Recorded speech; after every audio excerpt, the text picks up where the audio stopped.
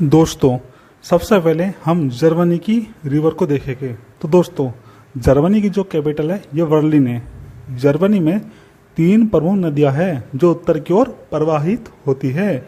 ये 3 नदियां जो है उत्तरी सागर में गिरती है, जिसमें पहली नदी है राइन रिवर। जो राइन रिवर है ये ब्लैक फॉरेस्ट से निकलती है। दोस्तों, राइन नदी जो है ब्लैक फॉरेस्ट पर्वत एवं बास्सेज पर्वत के बीच में बहती है। फिर ये नीदरलैंड में प्रवेश करती है और उत्तरी सागर में गिर जाती है।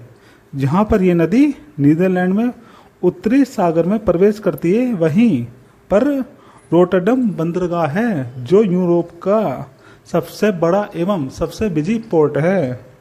यहीं से राइन नदी पर आंतरिक जल परिवहन भी होता है। राइन नदी को कोयला नदी भी कहा जाता है। दोस्तों, राइन की एक सहायक नदी है जिसका नाम है रूर। इसका जो बेसिन है ये कोयले के लिए अत्यधिक प्रसिद्ध है। इसके बेसिन को रूर बेसिन या रूर प्रदेश को जर्मनी का काला प्रदेश भी कहते हैं और इसे यूरोप का औद्योगिक हृदय यानी इंडस्ट्रियल हर्ट भी कहा जाता है। नेक्स्ट देखते हैं एल्म नदी। इस नदी के किनारे पर जो शहर स्थित है उसका नाम है हैम्बर्ग। क्या नाम है? हैम्बर्ग। नेक्स्ट देखते हैं ओडर नदी। ये जो है आपके ये भी जर्मनी में स्थित है। दोस्तों, जर्मनी की एक रिवर ऐसी है जो काला सागर में गिरती है जिसका नाम है डैन्यूब नदी। कौन सी है? डैन्यूब नदी। ये नदी जो है ब्लैक फॉरेस्ट से निकलती है। यूरोप शहर की माफ कीजिएगा, यूरोप कॉन्टिनेंट के 5 देश की राजधानियां ऐसी हैं जो डैन्यूब नदी के किनारे पर स्थित है। और दोस्तों, ये नदी जो है आपके काला सागर में जाकर गिर जाती है। अब नेक्स्ट देखते हैं फ्रांस की सबसे प्रसिद्ध नदी। तो दोस्तों, जो फ्रांस की राजधानी है फ्रांस, वो जो नदी है ये सीन नदी के किनारे पर स्थित है। ये नदी इंग्लिश चैनल में जाकर गिरती है। कहाँ पे जाके गिरती है? इंग्लिश चैनल में जाके गिरती है। नेक्स्ट नेशन देखते हैं, ये है आपका इटली। कौन सा है? इटली। इसकी जो सबसे प्रसिद्ध नदी है उसका नाम है पो नदी। ये जो है एल्प्स पर्वत से निकलती है। बाद में इटली के पूर्व में एड्रियाटिक सागर में गिरती है। पो नदी की घाटी मैदान क्षेत्र है तथा इसमें लोम्बार्डी का मैदान होता है। कौन सा मैदान होता है? लोम्बार्डी का मैदान होता है।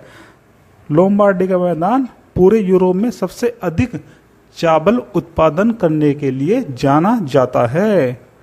टाइबर नदी। इटली की राजधानी रोम टाइबर नदी के किनारे पर स्थित है। चलिए जी, अब देखते हैं रूस को। किसको देखते हैं? रूस को। जो रूस की कैपिटल है ये है आपकी मॉस्को। क्या है? मॉस्को इसकी कैपिटल है। जो रूस है ये विश्व का सबसे बड़ा नेशन है। विश्व का सबसे बड़ा नेशन है। रूस जो है 2 महाद्वीप में आता है। कौन कौन से में? एशिया, नंबर 1 एशिया और नंबर 2 यूरोप। दोस्तों, एशिया के अंदर ही विश्व का सबसे ठंडा प्रदेश पाया जाता है जिसका नाम है साइबेरिया। क्या है? साइबेरिया इसका नाम है। चलिए दोस्तों देखते हैं। रूस के यूरोप वाले भाग में 3 नदियां निकलती है। पहली है वोल्गा नदी। कौन सी है? वोल्गा नदी। इसे यूरोप की सबसे लंबी नदी कहा जाता है। ये निकलती है आपके बोल्गाई पर्वत से। अंत में जाके कैस्पियन सागर में यह गिर जाती है। वोल्गोग्राद नामक एक प्रमुख शहर इसी नदी के किनारे पर स्थित है। इस नदी घाटी में तेल पाया जाता है तथा वोल्गोग्राद शहर में तेल शोधन होता है। क्या होता है? तेल शोधन होता है। इसकी दूसरी नदी देखते हैं जिसका नाम है यूराल नदी। कौन सी है? यूराल नदी। ये नदी यूराल पर्वत से निकलती है जो बाद में जाके कैस्पियन सागर में गिर जाती है। नेक्स्ट रिवर देखते हैं डोन नदी। ये नदी रूस से निकलकर काला सागर में गिरती है। कहाँ पे गिरती है? काला सागर में गिरती है। चलिए रूस के बारे में थोड़ा और जानते हैं। रूस का वो हिस्सा जो एशिया में आता है उसे साइबेरिया कहा जाता है। यहाँ की 3 प्रमुख नदी है जिसमें पहली है ओब, दूसरी है येनेसी और तीसरी है लीना। ये तीनों नदी आर्कटिक महासागर में जाकर गिरती है। काला सागर में 2 नदियां गिरती है जिसमें पहली है डैन्यूब जो जर्मनी में है और दूसरी है डोन जो रूस में। कैस्पियन सागर में भी दो नदियाँ गिरती है, जिसमें पहली है वोल्गा जो यूरोप की सबसे लंबी नदी है, और दूसरी है यूराल नदी। कौन सी है? यूराल नदी। चलिए दोस्तों आगे देखते हैं। इराक में देखते हैं कौन कौन सी नदी है। तो दोस्तों इराक की जो सबसे फेमस नदी है उसका नाम है टिग्रिस। कौन सी नदी है? टिग्रिस नदी। इसकी जो राजधानी है इराक की, जिसका नाम है बगदाद, वो इसी नदी के किनारे पर स्थित है। नेक्स्ट नेशन देखते हैं मंगोलिया। कौन सा है? मंगोलिया। यह दो नेशन के बीच में है, जिसमें दो नेशन है रूस और चाइना। चाइना मंगोलिया को अपना पार्ट बताता है। तो यहाँ पे एक नदी होती है आमूर नदी। आमूर नदी कहाँ से निकलती है? ये निकलती है मंगोलिया से, तथा रूस और चीन के बीच में यह नदी बॉर्डर बनाती है। क्या बनाती है? बॉर्डर बनाती है। दोस्तों अब देखते हैं चीन की नदी। किसकी? चीन की नदी। चीन जो है एशिया का सबसे बड़ा देश है। चीन की राजधानी जो है वो है बीजिंग। चीन की जनसंख्या 2021 से पहले सबसे ज़्यादा थी। अब चीन जनसंख्या के मामले में दूसरे नंबर पे है। तो सबसे पहले इसकी नदी देखते हैं होंग हो नदी। तिब्बत के पठार से निकलकर वो हाई की खाड़ी में गिरती है। इसे पीली नदी भी कहा जाता है, क्योंकि ये लोएस के मैदान से होकर गुजरती है, जहाँ पर पीली मिट्टी पाई जाती है। चीन की दूसरी सबसे फेमस नदी देखते हैं, जिसका नाम है यांगत्सी। कौन सी? यांगत्सी। तिब्बत के पठार से निकलकर चीन के पूर्व में पीला सागर में जाकर गिर जाती है। दोस्तों यह नदी एशिया की सबसे लंबी नदी है। तीसरी नदी आती है जिसका नाम है मिकांग रिवर। कौन सी है? मिकांग रिवर।